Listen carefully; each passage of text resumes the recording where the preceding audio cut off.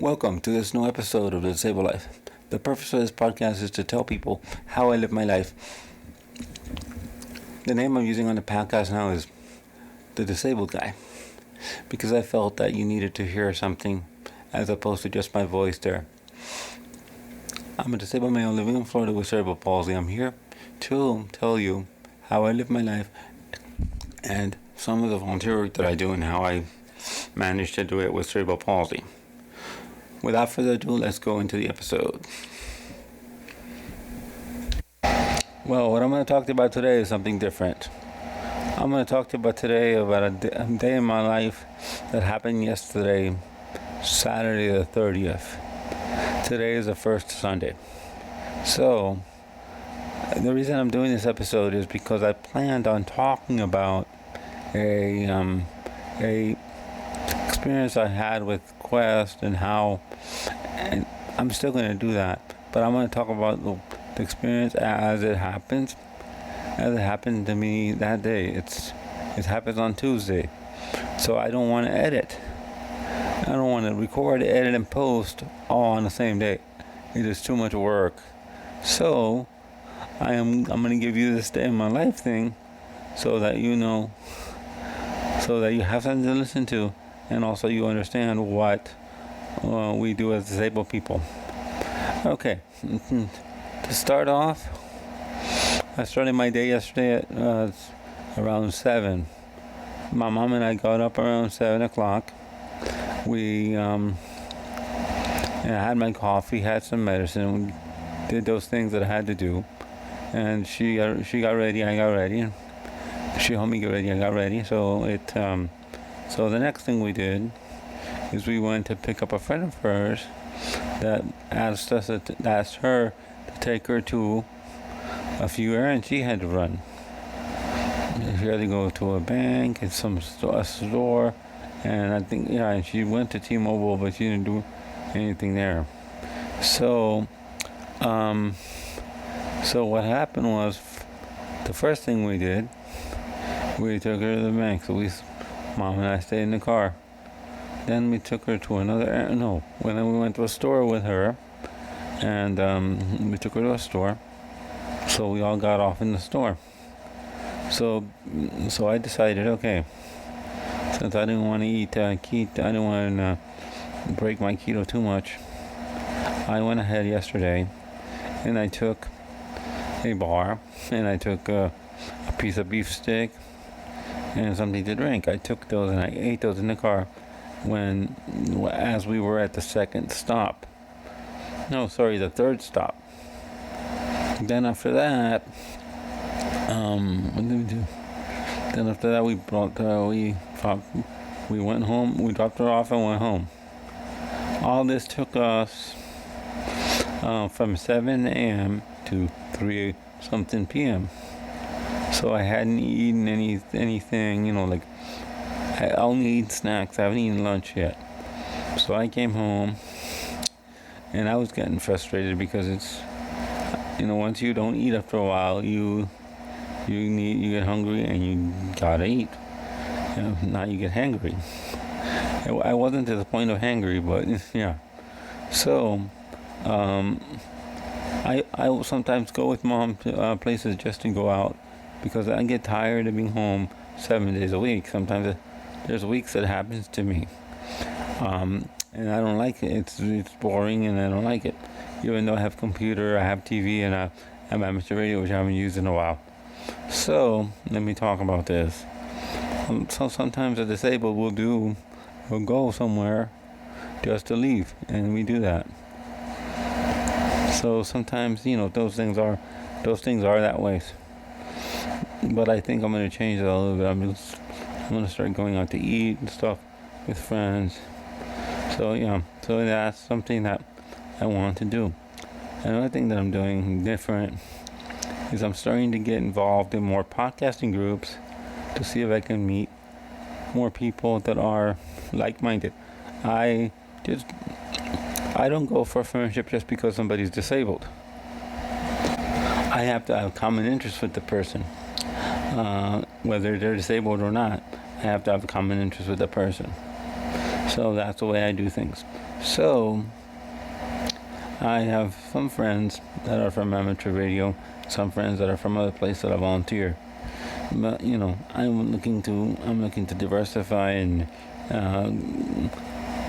get to know more people that do podcasting and things of that nature.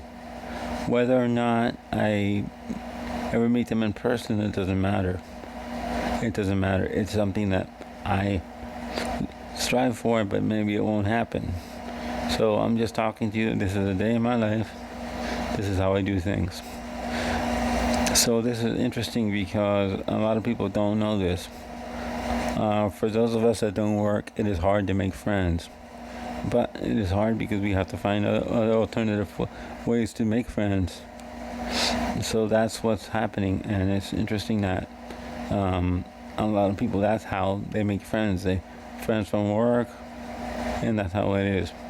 But with us in the disabled community, for those of us that don't work, it's very hard. It's not hard, but it's different to make friends because we don't interact with people on a day-to-day basis. That's how it is, and that's something that some able-bodied people don't understand. And some of them will say, why don't you have more friends? But there's people that don't understand. For example, I'll give you one example. When my sister was a teenager, I would sometimes go hang out with her and her friends.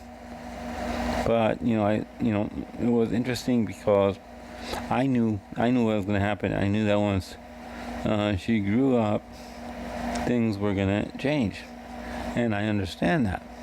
So my mom told me that, bless her heart.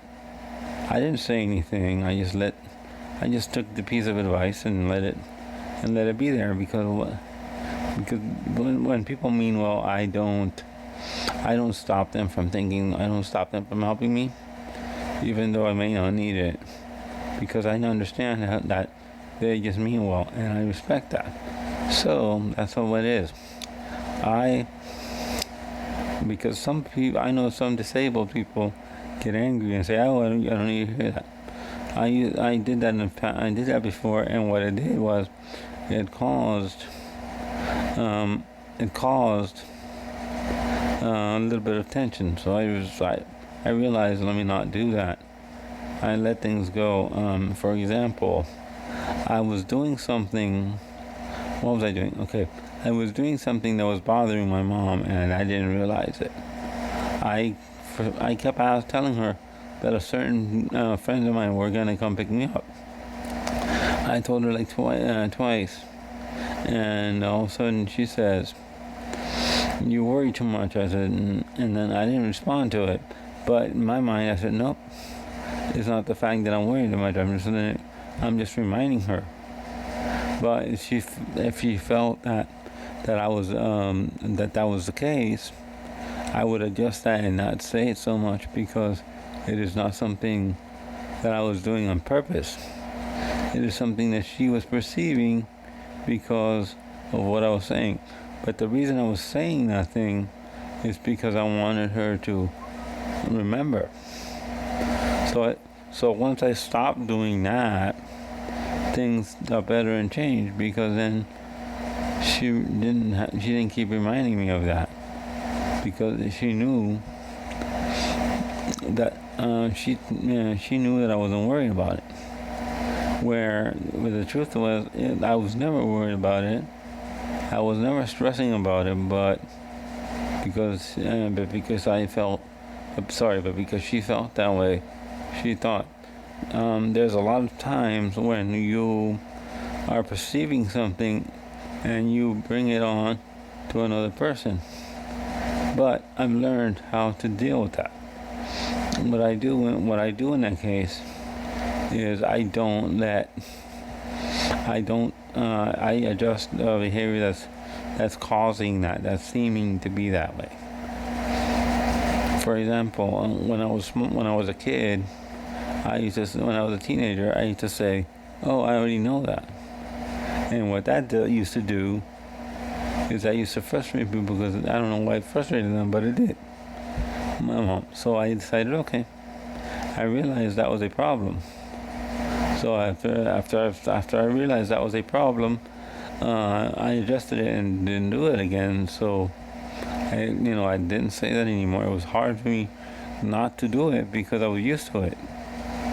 But what could I do? So I just know how to deal with people. You have to learn how to deal with people. As a disabled person, you have to learn how to deal with your parents and deal with your siblings when they are assuming something that isn't true. Sometimes it's best not to correct it. Sometimes it's best for you as a disabled person to figure out what the issue is, and then you can fix it by not doing what they've received, because you don't want to anger somebody unintentionally. That is something that you have to watch, because you can easily do that. So yeah, so that's what that's how my life is. That's my day in the life here, and with a little bit of pieces of advice there also, because I feel that those pieces of advice are important for not only any teenager, but mostly the disabled, because the disabled depend on family and friends. Yeah. With that, thank you for listening. In closing, let me say thank you. For listening to this episode of The Disabled Life. You can follow me on the following platforms. You can follow me at Good Pods. You can leave comments, messages there. You can also follow me on Twitter at The Disabled Guy.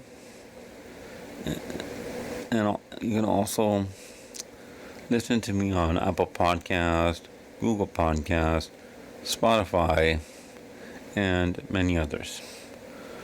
Once again, thank you for listening, and I'll also give you my email. My email is Kilo Echo 4 Kilo Echo Yankee, or KE4KEY@gmail.com. Once again, thank you, and thank you for your support, and I'll see you next week. In continuation there, I'm going to also say that you can also follow me and rate me on Spotify, and you can also leave